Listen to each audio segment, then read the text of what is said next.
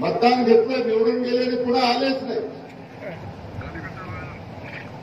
असे लोकप्रतिनिधी काय कामाचे?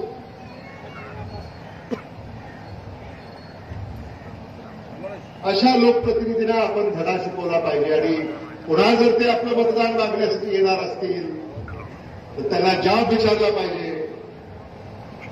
याने तुम्हाला निवडून दिलं 5 वर्षासाठी, तुम्ही 5 वर्ष काय केलं?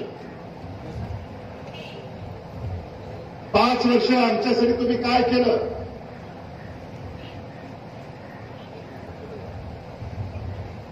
आमचा प्रश्न लोकसभेत मांडला का? लोकसभेमध्ये एखाद्या चर्चेमध्ये तुम्ही शिरूर आनंदपाल तालुक्याचा मुद्दा मांडला का?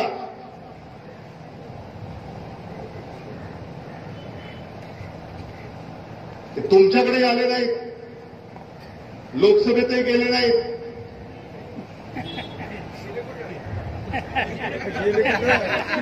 गेले कुठं?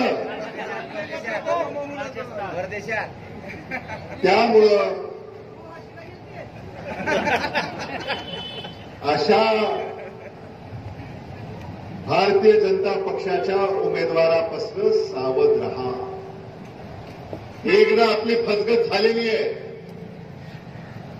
दुसऱ्यांदा फसगत होणार नाही याची आपण काळजी घेतली पाहिजे.